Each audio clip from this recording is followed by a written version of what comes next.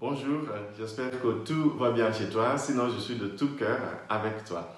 Aujourd'hui, le Seigneur nous invite à méditer cette phrase de Saint Paul où il dit « Soyez soumis les uns aux autres, soyez soumis les uns aux autres ». Et après, il poursuit en disant « Les femmes, soyez soumis à vos maris et les maris, aimez vos femmes comme vous aimerez votre propre corps ». Souvent, quand les théologiens, les biblistes et les analystes regardent ce texte, ils disent qu'est-ce qu'il est en train de dire? Est-ce que c'est les hommes qui sont supérieurs aux femmes ou inversement, c'est les femmes qui seraient supérieures à l'homme?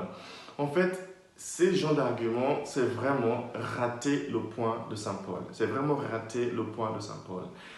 Revenons dans le contexte et regardons plus attentivement le texte de Saint Paul. Dans le contexte de l'époque, en fait, ce texte est tiré de la lettre de Saint Paul aux Éphésiens, chapitre 5, versets 21 à 33. À l'époque, en fait, Paul était en train de donner à l'église de l'Éphèse les clés pour construire l'unité de l'église.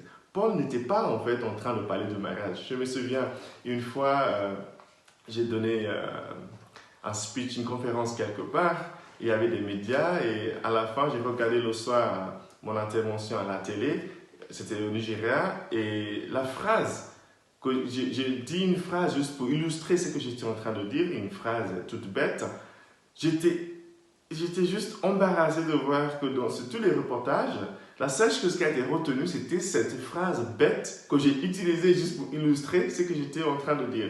C'était à l'époque, j'avais dit, justement, je parlais de l'union entre hommes et femmes, l'importance de bien discerner avant de s'engager dans le mariage avec quelqu'un.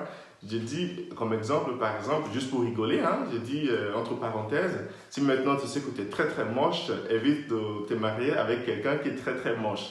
Il serait bien pour tes enfants de te marier avec quelqu'un qui est un peu plus joli, comme ça vous allez avoir des enfants qui ne sont pas trop moches.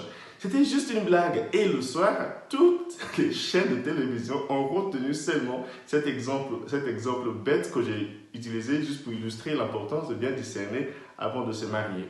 En fait, c'est exactement ce qui est arrivé à Saint Paul. Paul était en train de parler de l'unité de l'Église et il a utilisé l'exemple de l'union entre le Christ et son Église, le Christ étant la tête et l'Église étant le corps.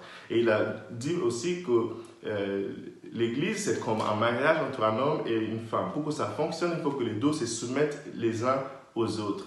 Et finalement, des gens ont retenu seulement le fait que Saint Paul disait que les femmes doivent se soumettre aux hommes. C'est pas du tout ça. Si vous interprétez ça comme ça, cela veut dire aussi que comme Paul dit plus tard qu'il faut que les hommes aiment leurs femmes comme c'est leur propre corps, on serait en train de dire que Paul disait que les femmes ne devaient pas aimer les hommes. Ce n'est pas du tout son propos. Ce qui voulait dire que les hommes et les femmes doivent se soumettre les uns aux autres et les hommes et les femmes doivent s'aimer les uns les autres. C'est exactement ça le message de Saint Paul. Mais comme souvent, une fois que les gens entendent une phrase, ils courent avec et ils n'attendent plus de voir le reste, le développement de la pensée de la personne. Et je trouve ça dommage parce que là, Paul dit quelque chose qui est très intéressant, même pour nous aujourd'hui, pour avoir une bonne unité dans une famille ou dans une église, il faut que les gens apprennent à se soumettre les uns aux autres. Il faut que les gens apprennent à s'aimer les uns les autres. C'est exactement comme ça qu'on construit l'unité qui permet au groupe de grandir, qui permet au mariage, ou l'église, ou la communauté, ou la société de grandir. Pour parler de grandir, dans l'évangile d'aujourd'hui, Jésus donne deux images pour dire que le royaume des cieux, qui est la même chose avec l'église, qui est la même chose avec partout où il y a l'amour et la justice, pour dire que le royaume de Dieu, c'est comme un petit grain que quelqu'un va semer, qui va grandir, qui va devenir un grand arbre, qui va pouvoir donc permettre aux oiseaux du ciel de venir trouver les refuges. L'idée pourquoi le Seigneur nous propose de se soumettre les uns aux autres, de nous aimer les uns les autres, c'est pour que par notre manière de nous aimer, les autres qui ne croient pas peut-être en Dieu, qui ne sont pas membres de notre groupe, vont trouver un modèle d'amour qu'ils vont vouloir imiter. Ils vont voir notre manière de grandir et ils vont vouloir eux aussi grandir comme nous. C'est pour ça que quand nous ne le faisons pas, les autres ne sont pas forcément attirés envers nous parce que bof, il n'y a rien à apprendre d'eux qui se disent croyants. en Dieu. Vous voyez, chers amis, ce matin, j'aimerais vraiment souligner ça parce que souvent, c'est le texte de Saint Paul le plus mal interprété et je trouve que c'est vraiment dommage parce que sinon, Saint Paul a vraiment un beau message à nous proposer aujourd'hui.